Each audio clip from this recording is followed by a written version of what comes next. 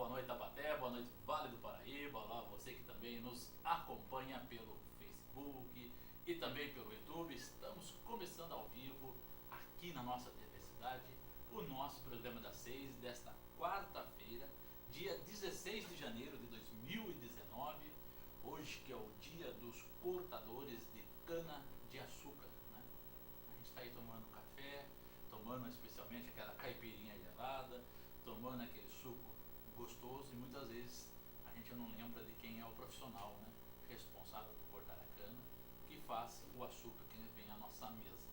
E nesses tempos de calor a gente tem que pensar, né, o quanto essa atividade é insalubre, extenuante, né, e o Brasil tem muitos trabalhadores que às vezes vivem em condições precárias, né, nos canaviais, e que a lei precisa ser mais rígida, né, com relação à contratação desses trabalhadores, que os direitos deles também sejam garantidos, né, em tempos também que os trabalhadores estão perdendo aí as garantias de direito, né? Então esse é um recado que nós deixamos logo no comecinho do nosso programa, lembrando também aí que o pessoal do Sarau Poetas de Rua pediu para a gente sempre divulgar que toda quinta-feira, né, então amanhã, lá na Praça da Eletro, a partir das 20 horas, eles se reúnem para apresentar poesia, música, arte, dança, né? Quem quiser chegar e participar do grupo, é só chegar na Praça Monsenhor Silva Barros, a nossa querida Praça da Eletro, né? Bom, gente, é com alegria que eu recebo agora, no nosso programa das 6, a nossa querida amiga jornalista, a Joyce Dias, ela que vem falar um pouco, né, do trabalho que ela terminou recentemente, né, do trabalho que ela produziu, né, e que vem aí rendendo dividendos, né, vem aí trazendo também, gerando expectativas, né, para que ele não fique só na gaveta, né. Ela vem apresentar aqui o livro-reportagem Acreditar para Alcançar. Mas antes da gente entrar, né, diretamente no mérito do livro, eu quero desejar boa noite a Joyce. Feliz ano novo, né, Joyce? Que ainda nós não nos vimos. E seja bem-vindo novamente aqui à nossa TV Cidade. Obrigada, André. Boa noite a todos, a você e aos que estão nos assistindo. E é um prazer estar aqui falando mais um pouco desse livro Acreditar para Alcançar. Conta pra gente como que surgiu a ideia dessa produção, como que surgiu a ideia desse livro. Então, na verdade, nós somos movidos pelo acreditar, né? Eu percebi isso quando entrei na faculdade, porque a faculdade para mim nunca foi algo tão fácil, fui a primeira da família a cursar a faculdade, então assim, eu não tinha informações, não tinha ninguém que pudesse me orientar, e eu precisei acreditar em mim, acreditar em possibilidades que Deus ou uma força superior pudesse me oferecer para mim conseguir, né? Eu fui buscar algo com Deus porque parecia que era algo tão impossível conseguir a faculdade que eu achei que nada que fosse possível para o homem ia conseguir. Então eu fui buscar com Deus e eu consegui entrar na faculdade. E quando eu consegui entrar na faculdade eu vi que a gente realmente pode quando a gente alcança, quando a gente acredita. E aí foi aí que surgiu a ideia do acreditar para alcançar, né? Que eu queria mostrar para as pessoas que é possível alcançar quando a gente acredita.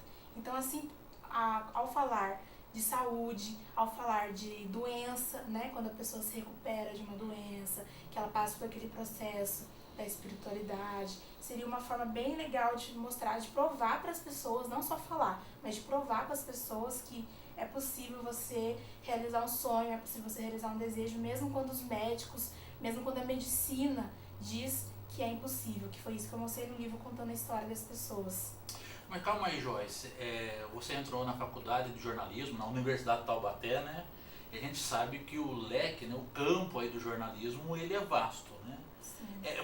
Como que foi de cara essa sua escolha mesmo, apresentar um livro onde você pudesse falar da fé das pessoas e também pudesse falar a respeito da medicina, né, dessa dicotomia que tem, né, entre os dois assuntos, mas que também mais à frente a gente vai conversar sobre isso, quais são as semelhanças e as divergências, né?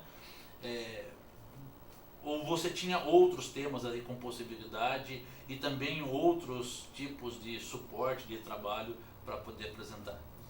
Não, sempre eu sabia que eu queria falar sobre algo relacionado a Deus, porque foi muito forte a experiência que eu tive ao entrar na faculdade, né?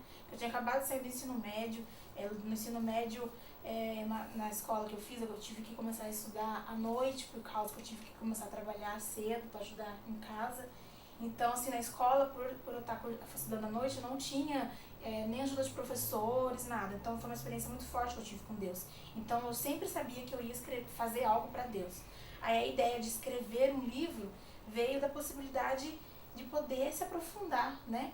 Quando uma pessoa escolhe ler um livro, ela já está escolhendo, sabendo que ela vai ter que sentar, ler, prestar atenção no que ela está lendo. Então eu sabia que o livro seria a melhor forma de falar sobre a espiritualidade, porque as pessoas que estariam escolhendo ler eram pessoas que estavam preparadas já a se aprofundar. E foi isso que eu ofereci para as pessoas escrever, detalhes de histórias, na qual eu pudesse provar para as pessoas, por meio dos detalhes, que realmente houve algo diferente, para aquelas pessoas se recuperarem, houve algo além da medicina.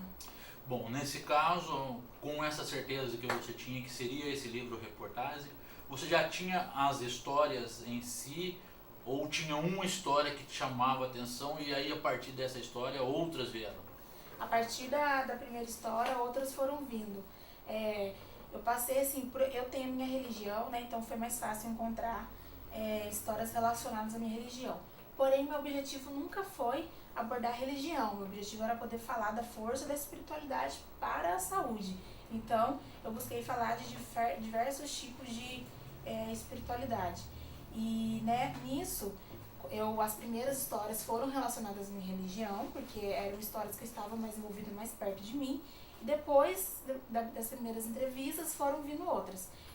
Num certo momento, eu precisei frequentar outras religiões, fui no centro umbanda, fui numa casa espírita, precisei ir nesses lugares porque eram diferentes do meu convívio, né? Eu precisei ir, mas assim, não tive problemas, porque sempre quando eu busquei histórias, sempre tem pessoas com uma grande história de cura para falar. É engraçado, né? Porque quando você vai escutar alguém falar de cura, você pode ter certeza que você vai escutar alguém falar de Deus, seja qual for a possibilidade. Então, assim, foi mais difícil achar histórias fora da minha religião, porém foi bem mais fácil do que eu imaginei.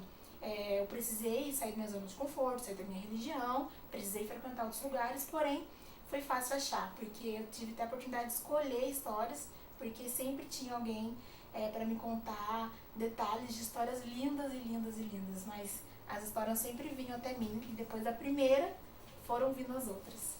Olha que bacana. Você falou aí sair da zona de conforto, né?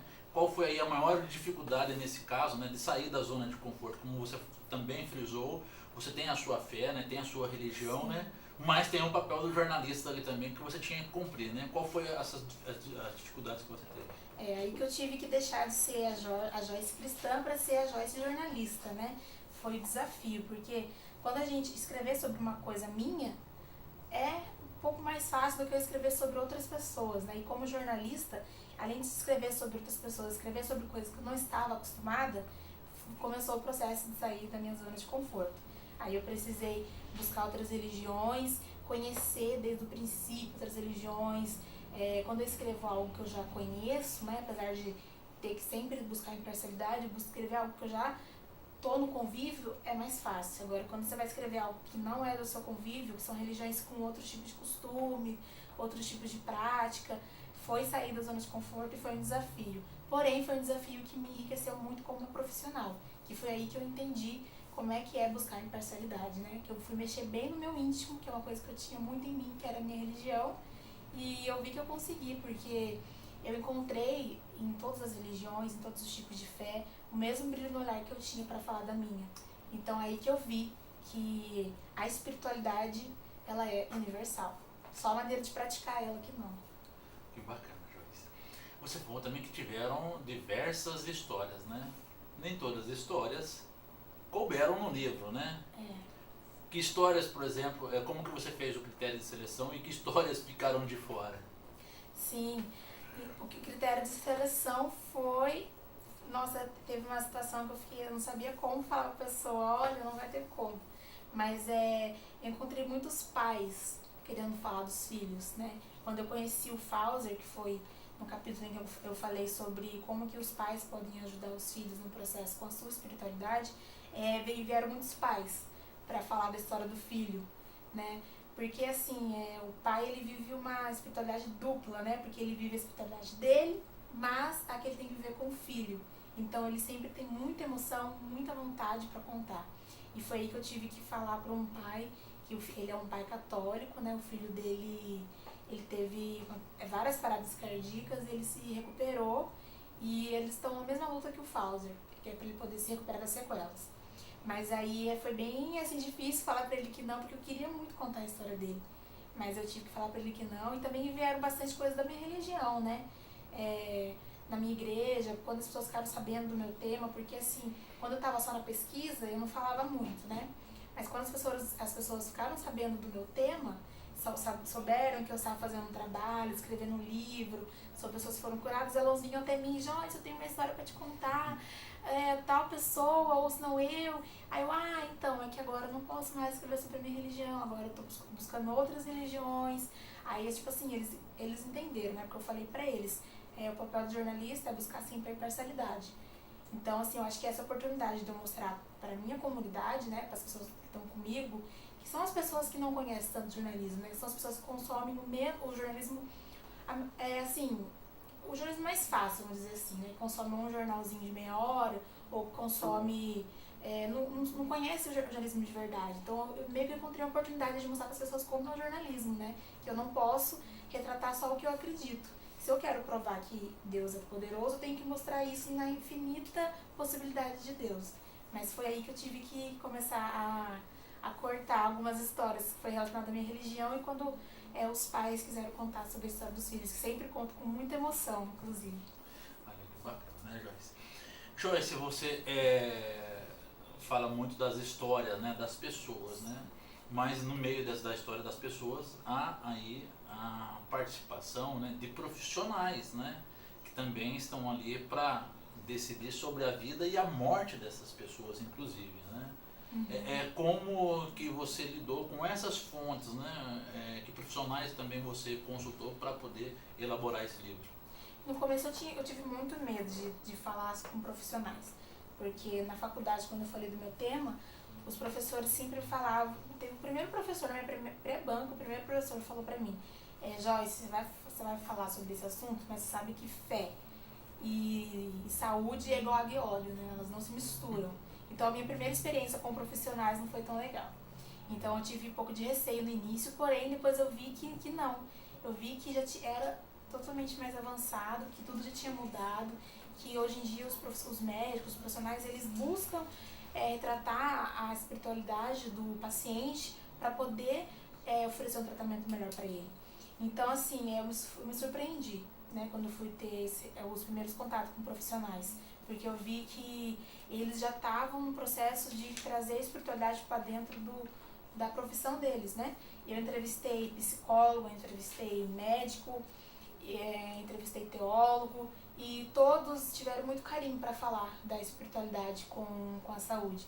E no início eu achava que eu ia achar uma polêmica, que eu ia achar divergências, não. Eu achei pessoas que mostraram que era um tema realmente muito legal, que ia ajudar muitas pessoas, e que é um tema que as pessoas estão pesquisando muito, porque não tem como mais escapar hoje em dia da espiritualidade de ninguém. Hoje em dia todo mundo acredita em algo, né? Quer dizer, mesmo ela acreditando nela, mesmo sendo ateu, ela acreditando nela, ela está acreditando. Então hoje em dia os profissionais não estão mais fugindo dessa realidade. Bacana. Você falou que as pessoas estão buscando esse tipo de informação, né?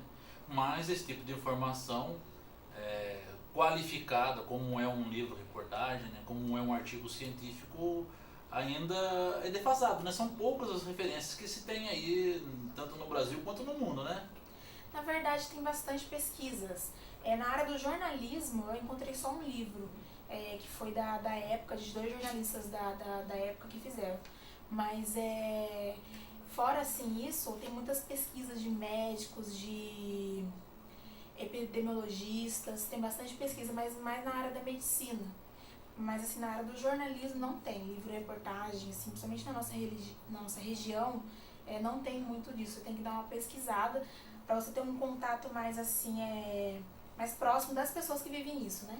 tem mais relacionado à medicina, com médicos, relacionado a tratamentos, como que o médico pode abordar mais a especialidade do paciente numa consulta, num tratamento e tal.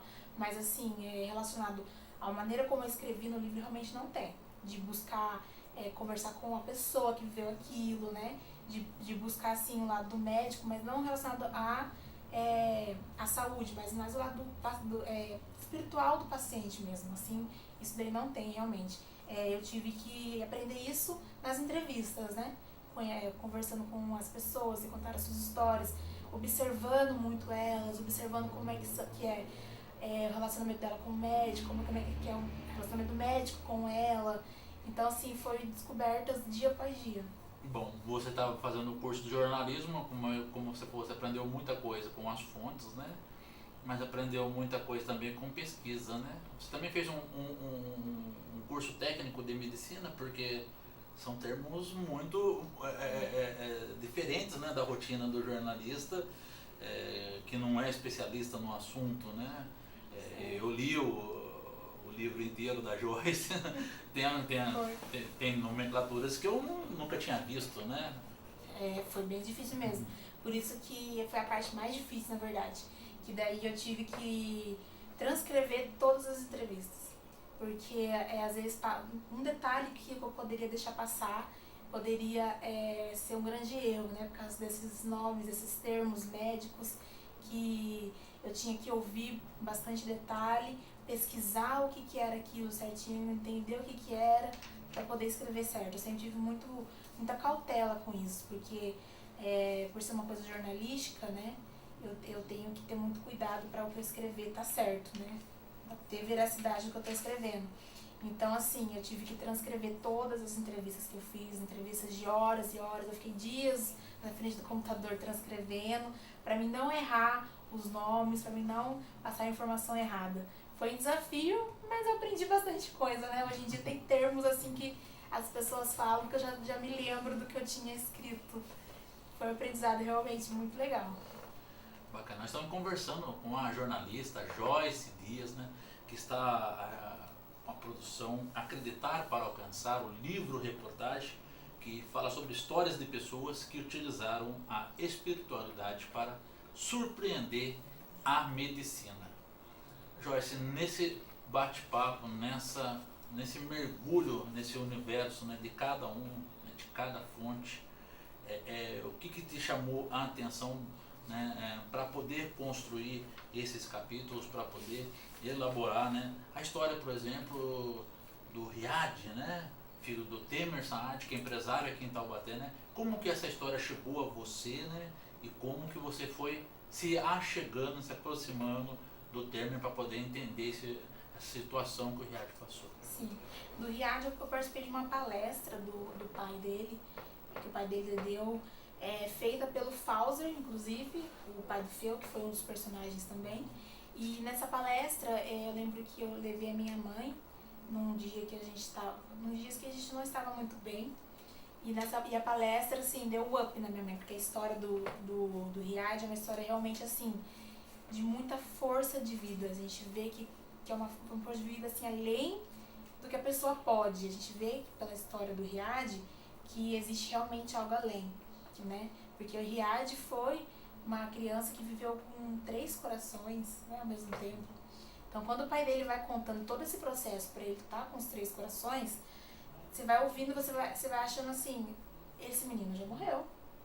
Porque com 1 ano e meio, coração, peitinho aberto, que ele ficou com 3 corações, foi um coração artificial, um coração transplantado e o dele mesmo. Ele ficou com esses 3 porque a intenção era que ou transplantado, ou o coração artificial, que era o artificial é vários fios, então ele ficou com o peito bem aberto para poder ter esse coração. Um desses corações fizesse o coração dele voltar, essa era a intenção. Mas demorou muito e aconteceram muitas coisas com ele. Mesmo com o peitinho aberto e com pouca idade, ele ainda teve um AVL, que foi um acidente no cérebro. E aí você vai ouvindo a história e você fala assim, não, agora ele morreu. Não, esse menino já morreu. Mas daí não, no fim o pai dele mostrou um vídeo na palestra dele jogando bola, mostrou um vídeo na palestra dele voltando a enxergar, porque o Riad chegou a ficar sem enxergar durante um tempo por causa do acidente no cérebro dele, né? Aí quando você vê o vídeo dele vivo e com saúde, convivendo com o coração dele, e saudável ainda, super saudável, com sequela, você fala assim, nossa, algo além, realmente existe uma força além do que a gente pode ver muito forte aí. E minha mãe saiu da palestra renovada, saiu da palestra sorrindo e dando graças a Deus que a gente ouviu a palestra do pai dele. E depois dessa palestra, no mesmo dia lá, o pai dele vendeu um livro, e eu comecei a ler o livro do pai dele e comecei a conversar com o pai dele pra gente marcar uma entrevista pra gente se conhecer. Aí depois que eu terminei de ler o livro, que eu já tinha bastante informações sobre a história, sobre o caso, que no livro o pai dele apresenta vários detalhes, eu fui conhecer o pai dele. Aí o pai dele contou outros detalhes, outras coisas ainda, e foi uma história assim que deu um up pra mim, assim, porque a história dele, além de ter ajudado a minha mãe, me ajudou muito, porque foi muita força do pai, da mãe, muita fé. O Temer, ele não acreditava em Deus, ele não tinha uma espiritualidade. Ele foi acreditar depois que o filho dele sobreviveu. Até você fala, né, que ele era muito apegado a bens materiais, sim, né? Sim, tanto que o Riad foi muito planejado pelos pais, né? Ele queria ter o filho naquele momento porque ele já tinha planejado a vida financeira dele. Só que quando ele descobriu que o filho dele era cardiopata, porque o Riad, os pais do Riad descobriram que ele era uma criança com cardiopatia congênita desde a barriga da mãe. Quando eles foram fazer o ultrassom para descobrir o sexo do bebê, eles foram descobrir que o bebê era um menino, porém um menino cardiopata, e que era uma doença incompatível com a vida, né? Aí o pai levou um susto, porque foi bem na fase que o pai dele estava tentando mudar a vida financeira dele, a vida profissional. Ele tinha pedido para sair do emprego que ele estava, para entrar numa outra empresa, para tentar melhorar ainda mais a vida financeira dele, a vida profissional. Aí veio a notícia do Riad. Então, assim, o pai dele não teve chance de escolha. O pai dele teve que ver tudo aquilo com o Riad, e a consequência disso foi a vida espiritual dele, né? Porque hoje em dia ele acredita em Deus, ele fala bastante nas redes sociais dele, ele fala bastante, ele agradece a cada momento, momento que ele vive com o Riad, que ele não podia ter antes, que é ir ao shopping, poder escolher o brinquedo do Dia das Crianças, tudo o pai dele coloca nas redes sociais. Porque realmente é uma vitória ver o filho dele vivo, uma criança que teve problema no coração, que o coração quase parou, que na verdade o coração dele parou, né? Por isso que ele foi transplantado, ele conseguiu tanto o coração, tudo do Riad foram coisas assim, impressionantes. Intensas, né? Porque 23 operações ele passou? 23 operações, com pouco tempo de vida, né? Ele não tinha ainda nem conhecido o mundo praticamente, ele tinha, se não me engano, 1 aninho, e viver todas essas 23 cirurgias. O pai dele, inclusive, tornou-se amigo pessoal do médico, de tanto que ele vivia dentro do hospital. Até hoje, o pai dele é um amigo pessoal do médico. Inclusive, o caso do Riad é referência em relação a crianças com cardiopatia que se recuperaram. O pai dele recebe ligações de outras crianças que têm problema com cardiopatia, recebe ligação dos pais dessas crianças na intenção dele acalmar as crianças, de mostrar que se meu filho se recuperou, seu filho também pode. Inclusive, quem passa o contato do Temer é os médicos, porque é um caso que hoje em dia é considerado referência. Ele foi o primeiro no mundo de coração transplantado retirado, né? Porque o coração dele voltou a funcionar. Então, assim, foi um caso muito intenso, como você disse. Quem conhece a história quer descobrir a espiritualidade, porque vê que cientificamente falando, não ia ser possível essa criança hoje estar viva, correndo por aí, trazendo muita alegria. E o Riad, o sorriso dele mostra muita vida. Você vê o sorriso daquela criança, você vê muita vida e muita gratidão no olhar do pai. Bom, eu vou fazer um convite aqui no ar, né, ao vivo, aí, para o Temer Saad vir aqui no nosso programa das 6, também falar sobre o livro, né, contar a história do Riad, né, trazer o Riad também aqui pra gente, né, pra gente conhecê-lo um pouco nessa história de vitória, né? A turma fala que o Pelé que é de 3 corações, né? Então o Riad também teve 3 corações e está aí alegremente correndo pelas ruas e tal, até, né, brincando aí. Pronto, parabéns, né, ao Temer, né, por essa luta. Aí parabéns por toda a família Saad também, que sempre nos acompanha aqui no nosso programa das 6. Agora, como que foi a história do Renato Gabri, né? O Renato, ele foi um caso assim, que teve muitas matérias, muitas reportagens, muitas entrevistas sobre o caso dele, porque assim, ele parou a cidade dele parou para orar por ele, porque ele sofreu um acidente de moto. Ele era um jovem super saudável, ele estava entrando na faculdade, que ia se formar em Direito, e no acidente de moto, assim, um acidente que foi tão assim, que acho que ninguém imaginou que ia ser tão terrível, né? Porque ele estava andando 70 km por hora, não era uma velocidade tão alta, só que o impacto que ele teve na cabeça dele no chão, teve um traumatismo crânioencefálico. E ele estava de capacete? Estava de capacete. E depois desse acidente, ele começou a ter várias complicações no hospital, os órgãos dele pararam. Os médicos já avisaram a família dele que ele não ia ter condições, porque os órgãos dele pararam, ele tem infecção generalizada. E, no fim, ele sobreviveu. A mãe dele também participou bastante dessa história orando. Inclusive, a mãe relata, né? No caso, a mãe dele que relata, porque ele não se lembra muito bem disso, mas a mãe dele conta que teve um dia que uma pessoa que ouviu pela rádio a história dele, porque a cidade toda parou para orar por ele. Que cidade que ele era?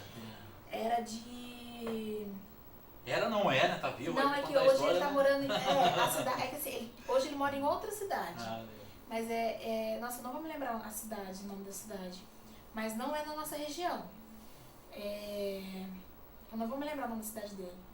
Que é um nome bem desconhecido, porque não é da nossa região. Mas enfim, aí depois desse acidente, que a cidade ajudou em oração, teve uma rede de intercessão, né?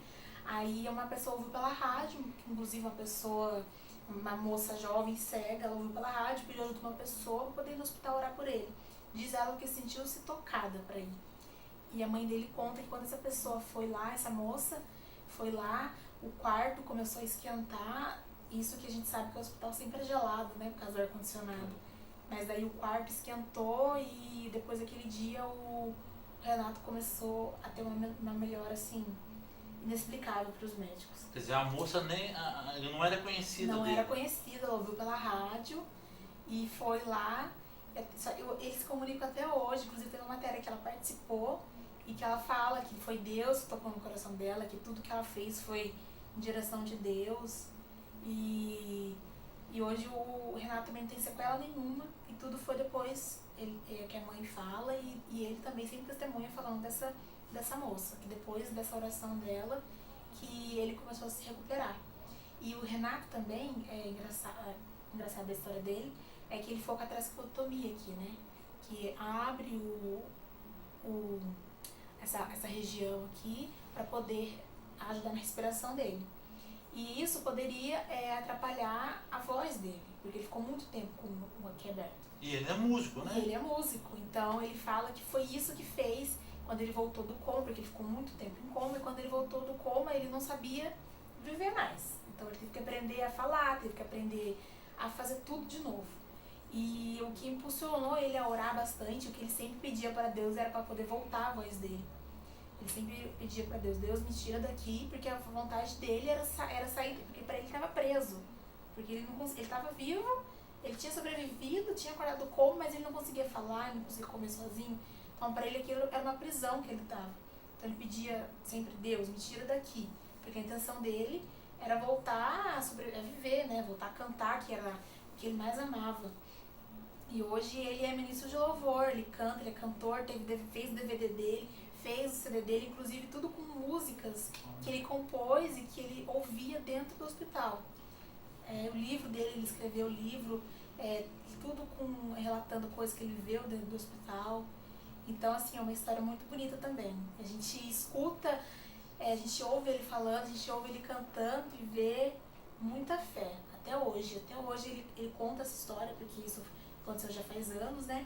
Ele conta essa história com o mesmo brilho no olhar, a mesma sentimento de gratidão, ele conta. Uma das histórias também que me chamou a atenção, Joyce, foi a história, né, da Isabel. Né? O sonho de muitas mulheres, não digo de todas, mas de muitas mulheres, é ser mãe, né? A Isabel não podia ser mãe de acordo com a medicina. Não, ela fez vários exames, passou em vários médicos e todos os médicos diziam que não tinha possibilidade. E ela tentou vários métodos também para tentar engravidar, né? Ela fez vários tipos de exames, tudo que ela podia fazer na ciência ela fez e não conseguiu engravidar. Aí teve um certo momento que ela já estava em depressão, ela já não estava tomando antidepressivos, ela não estava saindo de casa mais, porque ela não estava conseguindo engravidar, e isso causa muita frustração na mulher, porque o sonho da mulher é ser mãe, né? E ela já estava na idade certa de ser mãe, se ela demorasse muito poderia ser que ela não conseguiria mais ser mãe. E depois que uma indicação de uma amiga familiar dela, né, que era amiga e, se eu não me engano, também era cunhada dela, pegou e indicou para ela tratamento espiritual. E ela já frequentava também Centro Banda, né, e ela foi nesse tratamento espiritual, que era o médium. E ela fez todo um tratamento que durou meses, ela e o marido dela. Aí a história dela já envolve a cirurgia espiritual, que mexe com bisturi espiritual. Aí eu fui numa casa que tem aqui na nossa região, em Caçapava, que faz as mesmas cirurgias que ela fez. Porque como foi há muitos anos, hoje o filho dela tem 9 anos, né? Não teria como eu encontrar esse médium que fez o tratamento nela. Mas como eu disse, por não ser algo que eu conhecia, porque era uma religião totalmente diferente da minha, eu tive que ir num centro que faz o mesmo tipo de procedimento espiritual para mim conhecer como é que é, para mim conseguir escrever de maneira coesa para os leitores, né? Aí eu vi como é que é esse processo da cirurgia espiritual. É algo bem interessante, eles usam um bisturi espiritual, eles não fazem corte na pessoa, eles passam na região que o paciente reclama de dor, passa esse bisturi espiritual, não faz corte nenhum, mas eles põem o esparadrapo por cima, mas por cargo de consciência mesmo, que foi o que o Axel, que é o responsável por essa casa, me explicou. Que esse curativo eles colocam para a pessoa saber que ele teve algo diferente, teve um procedimento feito ali naquela região. Mas na verdade não faz nenhum tipo de sutura, não faz nenhum tipo de corte na pele.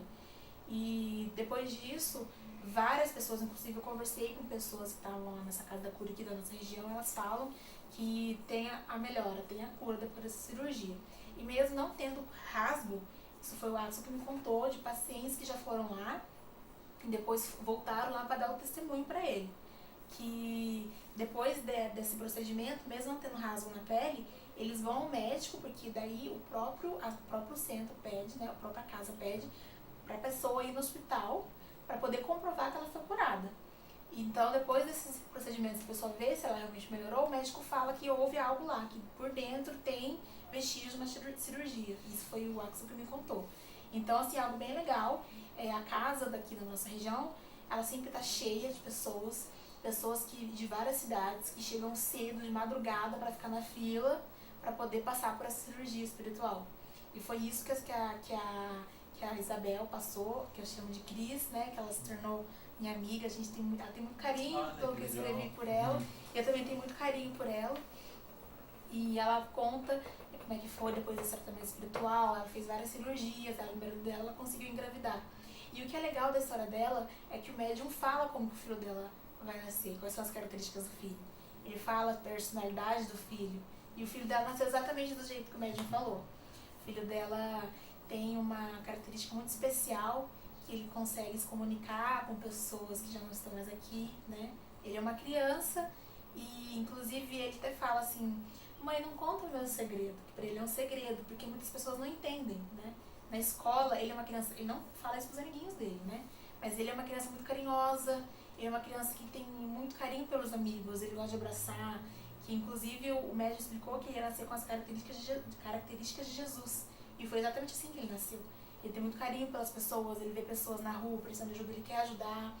Então tem muita gente que não entende isso, então ele prefere não falar. Porém, a mãe dele, com todo o carinho de mãe, né, ela conseguiu, e ele me falou mais ou menos, quando eu tava lá na casa dela, que ela me contou a história. E ele fala que ele tinha um amiguinho que dormia com ele no quarto dele, e esse amiguinho não tá mais porque o amiguinho dele nasceu. Ele fala, e é uma criança que, assim, a mãe, ela, apesar de ter tido todo esse processo espiritual, ela não frequenta uma religião, uma igreja em si. Ela é uma pessoa que tem espiritualidade. Ela gosta de frequentar igrejas. Se precisar de uma igreja católica, ela vai. Então, assim, eles não têm a frequência numa religião para falar, esse menino aí ouviu isso lá no culto dele, ouviu isso lá no ritual. Não tem como falar isso. Porque a mãe não frequenta. São coisas que ele vê, que ele presencia e ele conta. É muito legal, muito diferente, é muito bonito de ver, porque ele realmente é uma criança muito carinhosa. Quer dizer, coisas que só a fé explica, né? É, só a fé explica. Bacana. Um caso que é muito conhecido na nossa cidade, você até falou, né? É o caso do Feu, né? Como que esse caso veio para o seu conhecimento, né? Como que foi essa conversa também com o pai dele, com o Fauser, né? Sim, o Fauser é uma pessoa muito forte, né? Porque ele cuida do Feu sozinho. Foi isso que me chamou a atenção para a história dele. Porque quando eu estava procurando histórias, eu não queria mais um pai que contasse a história de um filho, que, como eu disse, já tinha uma história.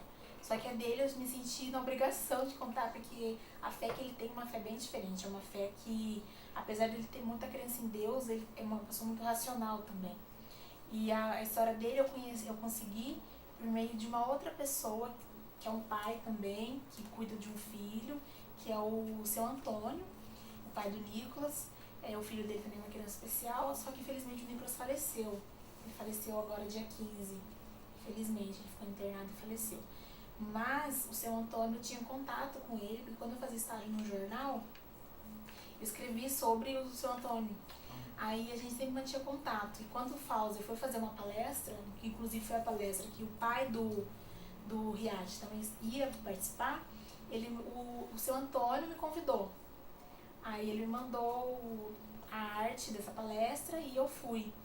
E a minha intenção eu já estava no final do processo. A intenção era pegar uma história diferente da minha religião, porque eu já tinha muita história relacionada à minha religião, então eu queria algo diferente. Então, só que quando eu conheci a história do Fauser, eu falei, não, né, a história dele eu tenho que contar, porque a fé dele é uma fé muito racional. Ele consegue ser racional e espiritual ao mesmo tempo, porque ele faz tudo que ele pode pelo filho dele. Ele acredita que enquanto ele tiver, se o filho dele sobreviveu, se o filho dele teve a oportunidade de estar vivo, porque o filho dele, o Feu, ele se afogou, ficou 45 minutos sem respirar, e mesmo assim ele sobreviveu, né? Ele tem sequelas. Isso foi em Ubatuba? Foi em Ubatuba.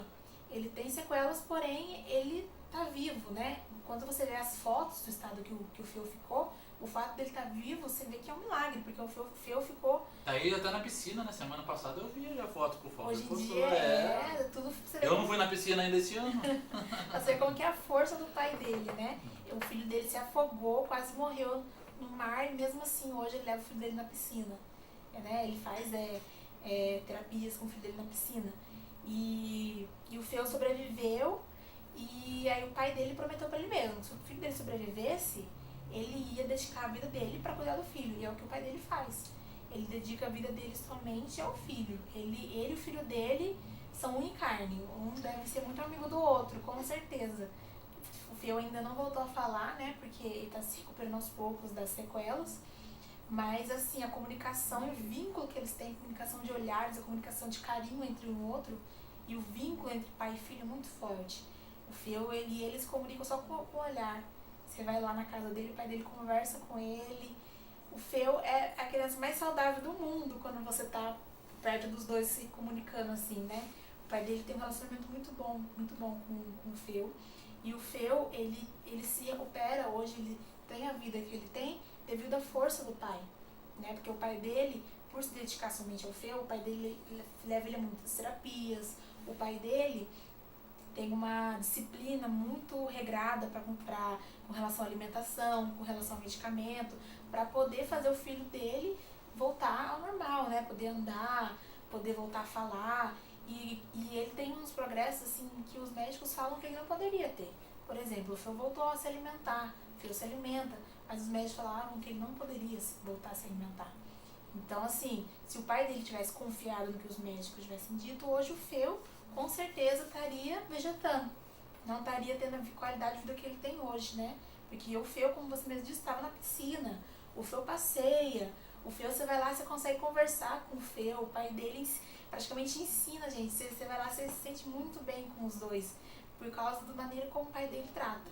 E a maneira como o pai dele trata o Feu vem da espiritualidade dele, vem da fé que ele tem e em Deus, porque ele sabe que o filho dele sobreviveu a algo inexplicável, que com certeza foi algo além da medicina, né? Porque os médicos não deram chance de vida pro Feu. O Feu ficou quando o Feu se recuperou, quando o Feu acordou do coma, porque o Feu ficou um tempo sedado, né? Quando ele acordou dessa sedação, ele ficou com o corpo em S, o corpo dele. Você vê as fotos, inclusive as fotos assim, eu nem escolhi colocar no livro, porque as fotos são bem pesadas mesmo. Ele ficou com o corpo em S, você olha assim, você acha que ele está com os ossos quebrados já. Então você vê o Feu do jeito que está hoje, você vê que houve uma recuperação muito grande. E tudo isso é graças à fé dele, porque os médicos não davam expectativa nenhuma. Portanto, quando ele queria fonoaudiólogo pro filho dele, o médico achou ele doido. O médico só autorizou ter fonoaudiólogo lá no hospital, porque o médico queria calar a boca do pai. Praticamente foi isso. Tanta insistência dele. Tanta insistência dele. Graças a essa insistência dele, hoje o Feu tem a qualidade de vida que ele tem. Bacana. Aí também a Isa, a Cláudia, também tem outra história interessante com o filho, né? Tem. É muito bonito. Tanto que eu, nesse capítulo, contei 2 histórias, porque eu achei muito interessante o carinho que os pais têm com os filhos.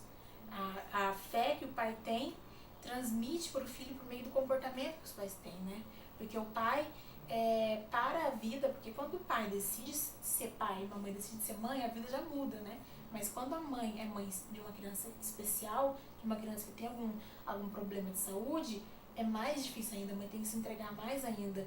E com a Isa foi assim, ela se entregou muito, muito, e se entrega ainda, né, com o filho dela. Ele tem câncer no cérebro, ele tem tumor no cérebro, e ele já fez todo tipo de tratamento possível para conseguir vencer esse câncer, e não foi possível. Então, assim, não tem mais o que fazer. Então, cada dia que ele vive é um milagre, porque os médicos não explicam como que ele sobrevive com o câncer no cérebro. Hoje ele está com 11 anos. 11 anos. Mas a expectativa não era nem passar... Não, a expectativa era ele ficar bebê ainda. Ficou poucos anos de vida. Hoje ele está com 11 anos, é um milagre. Por isso que eu falo que o milagre dele é dia após dia. Cada dia que ele acorda, cada dia que a mãe dele dá bom dia para ele, é um milagre. Porque ele mesmo com o cérebro, o tumor no cérebro, ele tem uma qualidade de vida muito boa. Ele está na cadeira de roda, porém, ele já ficou cego também. Ele perdeu os movimentos do lado direito, porque ele teve complicações no hospital também, teve paradas cardíacas, paradas respiratórias. E o fato dele ter a qualidade de vida que ele tem hoje foi com a fé que a mãe dele teve. A mãe dele fala que ele entrava, porque ele teve muitas cirurgias também. E a mãe fala que tinha cirurgias que ele entrava cantando louvores. Ele entrava cantando louvores, ele acalmava os médicos, ele acalmava a família dele. Porque ele desde pequenininho se frequentou a igreja, desde pequenininho aprendeu a praticar a espiritualidade dele, né? E com isso, ele usou, mesmo com pouca idade, ele já aprendeu a usar a espiritualidade dele. E tudo isso graças à mãe, graças à força da mãe. Então é uma história muito bonita também, de muita força e muito vínculo entre mãe e filho, pai e filho. Bom, agora uma história que me chamou também a atenção, a história da pastora, né? A pastora Débora, né? Teoricamente, em tese, é uma pessoa que a fé é inabalável, né? Mas como que foi que a história dela te chamou a atenção e veio parar no livro? A história dela me chamou a atenção porque a história dela comprovou que a espiritualidade, ela de fato ajuda no tratamento. Porque a pastora, ela relata, quando eu fui conhecer ela, quando eu fui entrevistar ela contou bem detalhadamente como é que foi o processo de tratamento dela. E ela fala que quando ela foi fazer um exame, que inclusive teve um outro personagem que foi a Isa, a Isabel, a Cris, né, fez, ela fez o mesmo exame e ela falou que foi um exame terrível. Ela fala que foi um exame que ela não repetiria fazer. Mas a pastora fez esse exame também e ela fala que ela não sentiu nada.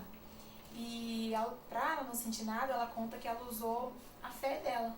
Ela cantou louvores, ela começou a se comunicar em pensamento com Deus. Com isso, ela fala que ela nem percebeu que o exame durou 1 hora. E é um exame, sim, que eles usam contraste, né, que é para poder ver detalhadamente como é que tá o corpo da pessoa, porque no caso dela ela tinha caroços pelo corpo inteiro. Então teve que fazer esse exame, precisou do contraste para poder visualizar isso mais nitidamente, né? E ela fala que ela não sentiu nada. E também tem a rotina de tratamento dela quando ela ficou internada, ela conta todos os detalhes e você vê como que a fé dela ajudou, né? É por isso que o livro, quando você perguntou de relação a materiais semelhantes, eu falo que é difícil achar o mesmo que eu fiz, porque esses detalhes, assim, do que a pessoa viveu, você não consegue achar em pesquisas, né? Na pesquisa fala que a espiritualidade ajuda no tratamento, mas não fala como, né? E com ela eu descobri como, porque ela fala que no hospital, mesmo com dor, ela falava de Deus. Mesmo ela impossibilitada, com o cabelo caindo, por causa que ela emagreceu muito, mesmo tudo isso, ela falou de Deus, ela orou, ela louvou. Então você vê que de fato o que as pesquisas falam, que a espiritualidade ela favorece para o tratamento, você vê com a história dela como que isso favorece, como que isso ajuda e dá para provar que realmente ajuda, né? Tanto que ela passou, porque ela passou no hospital, ficou vários meses no hospital e ela fala que o hospital foi um campo de missões para ela. Campo de missões que é a oportunidade de falar de Deus, né? Ela não relata assim, foi uma fase difícil, porém uma fase em que Deus se mostrou forte para ela. Foi uma oportunidade dela conhecer mais Deus, não foi uma oportunidade dela sofrer, triste, com dor, não. Ela fala que foi uma oportunidade dela conhecer mais Deus e aí você vê o poder da espiritualidade para a saúde, com detalhes. Olha que bacana, gente. Nós estamos conversando com a Joyce Dias, né, jornalista, que está lançando, né? Está lançando aqui no nosso programa, Joyce, o livro Acreditar para Alcançar, né? Porque é um trabalho, um livro-reportagem em que apresenta várias histórias de pessoas que através da fé, né, alcançaram a cura, né? Joyce, você está falando da fé das pessoas, né? Você falou também que tem a sua fé, né? A sua fé permaneceu como era? A sua fé alterou o rumo? O que aconteceu com essas histórias para a jornalista Joyce? Eu falo que esse livro foi uma escola da espiritualidade para mim, porque antes de começar eu achava que a minha fé já era o que tinha que ser. Eu achava que eu já acreditava bastante, que já era algo grande, algo maravilhoso, mas daí com o livro eu vi que não. Eu aprendi muito a lidar com a minha fé e, por incrível que pareça também, com o livro eu aprendi muito a acreditar em mim, porque inclusive isso foi as fontes que me ensinaram, foi com as entrevistas que eu tive, o contato que eu tive com as pessoas, com suas histórias, que eu aprendi isso. Porque para as pessoas poder agir contra a medicina, porque foi assim que elas agiram, né? Porque mesmo os médicos falando que não haveria possibilidade de cura, elas decidiram lutar pelo que elas acreditavam. Então houve uma fé muito em ela poder acreditar em Deus, né? Porque assim, todo mundo sabe que Deus existe, mas para você acreditar nele, você tem que se permitir, né? Então eu aprendi muito isso. E eu aprendi a não desistir com isso, porque diariamente a gente tem que acreditar. Quando a gente acorda, a gente tem que acreditar no café que a gente está bebendo, que aquele café tá gostoso o suficiente para me saciar. Quando você vai estacionar seu carro, você tem que acreditar que seu carro vai caber naquela vaga. Você tem que acreditar que quando você voltar, o seu carro vai estar lá ainda. Diariamente você tem que acreditar. E eu aprendi a como acreditar, a como usar a minha crença, a diariamente, a todo momento, a todo instante, acreditar em tudo e não desistir, porque foi isso que as pessoas viveram, né? Mesmo elas acreditando, não foi tão fácil assim viver a cura para elas. Mesmo acreditando, elas passaram por momentos de recaída, por momentos de achar que a pessoa não ia sobreviver, por cirurgias que volta ruim, por cirurgias que volta melhor, mas depois vem uma cirurgia que é pior, que a pessoa volta pior, que a pessoa volta sem enxergar. E mesmo assim elas acreditavam mais e mais. E assim, diariamente, todo momento eu lembro disso. Quando eu acho que eu não vou conseguir, quando eu acho que não é possível, eu lembro da história deles. Aí eu volto a acreditar de novo. Então assim, eu aprendi muito a lidar com a minha fé, a acreditar em mim e a usar esse poder da crença a todo momento. Com essa crença, a Joyce já tem novos planos com relação à faculdade? A graduação já está aí, né? E agora? Agora está na hora de se capacitar ainda mais, né? Que a faculdade, ela me mostrou que eu estava no caminho certo. Mas agora eu tenho que caminhar nesse caminho, né? Eu vou fazer especializações, penso em fazer uma especialização na área da escrita, porque eu realmente gostei muito desse processo de escrever um livro e vou querer me aperfeiçoar minha escrita, melhorar a minha técnica de gramática e tal, para mim poder escrever ainda mais sobre pessoas, porque eu acho que essa que é a graça do jornalismo, né? Você conhecer uma história e fazer dessa história uma outra história, né? De verdade, né? Porque quando eu entrei na faculdade, eu era atriz, eu era bailarina, e eu lembro que eu decidi sair desse mundo para entrar no jornalismo porque eu não queria mais contar a história de mentira, eu não queria mais interpretar uma personagem de mentira, eu queria falar algo de verdade. E é isso que eu consigo fazer no jornalismo, é isso que eu me realizo. Pegar uma história de verdade e transformar ela numa história ainda melhor. Escrever ela, filmar ela, gravar ela, eu acho que essa que é a graça. E poder levar essa história para outras pessoas. Bacana. Eu quero registrar, né, até em forma de depoimento, que, como eu disse, eu li todo o livro da Joyce. O que me chamou a atenção, eu até falo para ela, falei várias vezes nos bastidores, né, o modo dela escrever. Né? Eu vou até perguntar, né, quem são as suas referências no jornalismo impresso aí que te dá, né, esse norte. Mas eu achei interessante, né, o jeito que a Joyce escreveu o livro, e me pareceu muito, como eu disse, a revista Despertar, né, que os Testemunhos de Jeová acabam oferecendo. Pareceu também uma linha que o Truman Capote, né, utiliza, né, de ouvir as pessoas e de deixar, né, aquilo que fluiu colocar no texto, né. E os detalhes que são interessantes, né, como eu falei, a revista Despertar, ela traz isso, né. Eles contam a história lá do outro lado do mundo, mas parece que eu estou aqui na frente, né? Que nem agora a Joyce está contando para mim as histórias de novo, né? Para vocês em casa, parece que nós estamos vendo todos os personagens sentados aqui com ela. Então eu queria saber, quem são essas suas referências, né, Joyce? Então, eu gosto de ler um pouquinho de tudo, né? Mas assim, eu li bastante, você falou, você adivinhou, eu tinha lido a Sangue Frio, e eu assisti o livro, o filme, né, que eles mostram como é que foi o processo dele. Ninguém sabe se é verdade por daquele jeito, porém dá pra você ver como é que é o processo, né? No caso dele foi algo criminal, foi algo bem mais intenso, né, bem mais perigoso, mas essa apuração que me conquista, a parte de apuração do jornalismo. E eu gosto também muito de ler a Eliane Brum, que ela tem um livro dela que ela fala como é que foi a produção dela, O Olho da Rua. Enfim, eu gosto de ler tudo dela, até artigo que ela coloca nos sites também eu leio bastante. Eu gosto muito porque a Eliane Brum, ela consegue pegar uma história que ela viveu e fazer como você disse, fazer você viver. Você está lendo o livro dela, mas parece que você está vivendo aquilo, você está lendo e vivendo aquilo.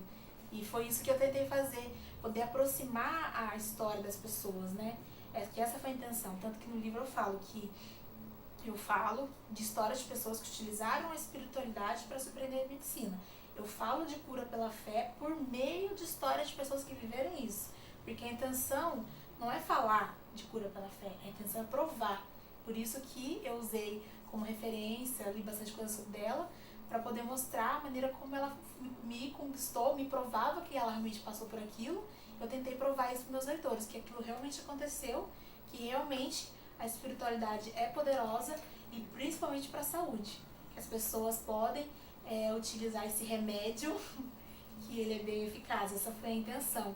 Eu utilizei li bastante livro da Eliane Brum nesse processo de apuração dela, que é bem legal, porque ela realmente vai e vive aquilo, né? Joyce, agora esse remédio, né, que está aqui nas minhas mãos, olha, gente, eu já li, né? Como ela disse, já me transformou. Hoje mesmo eu li o capítulo, né, um dos capítulos aqui, já modificou bastante o meu modo de pensar aqui em certas coisas. Esse remédio, ele vai estar disponível para as pessoas, ou ele vai ficar só na sua gaveta? Não, na gaveta já não está, né? Porque esse livro, ele está no meu coração e está no coração de todos que me ajudaram, né? Porque você sabe que é impossível você fazer qualquer sonho, você se realizar sozinho. E num livro eu precisei muito de ajuda de várias pessoas, inclusive a sua, você me ajudou bastante. O aprendizado que eu tive aqui, além de você com a TV, foi uma coisa que eu usei, que eu vou levar muito pro resto da vida. Então na gaveta já não vai ficar, porque o aprendizado que eu tenho com esse livro e com as pessoas que estiveram comigo, e que eu tenho certeza que as pessoas também consumiram junto comigo com esse livro, esse aprendizado vai ser eterno. Porém, muitas pessoas me pedem o livro e eu sempre falo, espera um pouquinho que eu já vou te dar, espera um pouquinho que eu já vou disponibilizar para você. E ninguém entende por quê. Inclusive, agora que eu vou estar divulgando isso, o motivo. Porque quando eu apresentei esse livro, na mesma semana, o meu irmão se internou. Na mesma semana, o meu irmão foi buscar a cura dele. Ele assistiu a minha apresentação, foi já uma luta para levar ele, porque ele está num processo de recuperação bem diferente, não é nada físico, é uma recuperação emocional, ele está se recuperando de uma dependência química, né? Então, assim, é bem diferente do que eu escrevi e justamente por isso eu vou querer relatar a cura dele no livro. Aí ele está em tratamento, ele depois que ele assistiu a apresentação, que ele viu todo o processo que eu tive e tal, ele decidiu ir buscar a cura dele. Então eu acredito que de alguma maneira o livro ajudou ele. E eu fui descobrir que ele leu o livro quando estava lá na clínica. Eu fui visitar ele e ele soltou assim, no meio da conversa, que ele tinha visto meu livro. Aí eu perguntei pra ele, falei, você leu meu livro, Éricles? Ele falou, eu li, Joyce. Aí eu vi que meu livro, de alguma maneira, ajudou ele e ele tá buscando o que eu escrevi, né, que é a cura. Então eu tenho que mostrar para as pessoas isso também, né? E eu vou escrever a cura dele. Ele ainda não tá curado, gente, mas é bom vocês ouvir isso, que o dia que vocês lerem a cura dele, vocês vão ver que eu vivi tudo que eu escrevi. Olha só, mas no caso dele não cabe um segundo livro. Cabe mesmo, é verdade. Então, gente, editoras, contatos com a Joyce, hein? Olha aí, um trabalho muito bacana, eu acho que serve para as editoras, não só para quem é ligado também às denominações religiosas, né? Mas também para os profissionais que atuam, né, no campo da medicina, procurar entender esse universo para todo mundo que tem fé, né? Para todo mundo que acredita que amanhã pode ser um dia melhor. Joyce, quero agradecer a sua presença no nosso programa, deixar você à vontade, né, também, para fazer as suas considerações finais aí e parabenizar mais uma vez você em nome da nossa equipe aqui da TV Cidade também por essa obra, né, que a gente sabe que é um filho, né, e é tão difícil ser realizado. O Acreditar para Alcançar realmente ele é um filho, ele é uma conquista, mas é uma conquista que eu não gosto de me gloriar sozinha, porque eu não fiz isso sozinha. Muitas pessoas me ajudaram, muitas pessoas contaram as suas histórias. Então, assim, eu só tenho que agradecer. Eu falo que eu não gosto, às vezes eu nem gosto de falar o meu livro, porque esse livro é de muitos, porque muitas pessoas participaram para ele poder estar aqui na minha mão. Então, eu agradeço a todos que me ajudaram, a todos que participaram, agradeço com todo o meu coração. E as fontes mal sabem, mas se eu não tivesse feito um livro sobre a história delas, eu não ia conseguir escrever. Porque a gente sabe que tudo tem desafio, né? Todo objetivo que a gente tem na nossa vida, a gente tem que passar por desafios. E eu consegui superar esses desafios com o aprendizado que eu tive com essas pessoas. Então, muito obrigada a todos que me ajudaram, a todos que participaram. E fica aí o convite para você acompanhar a gente para poder ler ele, quando ele estiver disponível. Deixa o telefone de contato para também quem quiser palestras, a Joyce vai organizar palestras aí, de repente levanta também alguma das fontes para contar um pouco da história. Legal. Deixa o telefone de contato, por favor. É 12 992 16 8992. Tem também meu e-mail, que é o joycejornalismo@outlook.com, tudo junto, Joyce com Y. E a página do livro? A página do livro ainda está em construção. Acreditar para Alcançar, com certeza essa página vai estar ela está disponível para as pessoas, porque é uma coisa que eu estou planejando realmente para fazer, para poder transmitir para mais pessoas o poder de acreditar. Joyce, muito obrigado por participar conosco no nosso programa das 6. Seja sempre bem-vinda à nossa casa novamente, né? Aqui pode chegar, a porta está aberta, né? E eu espero você para o segundo livro. Obrigada, André. Muito obrigada por todo o incentivo e por toda a ajuda. De verdade. Então vamos embora. Vocês ouviram aí que o nosso apito já tocou, né? A CTI não está tocando mais, mas aqui no programa das 6 o apito toca, né? O Jefinho está dizendo que a programação está chegando, agradecendo a você também em nome de toda a nossa equipe. E amanhã estamos novamente a partir das 18 horas aqui no canal 3 na TV Cidade. Então uma ótima noite para você.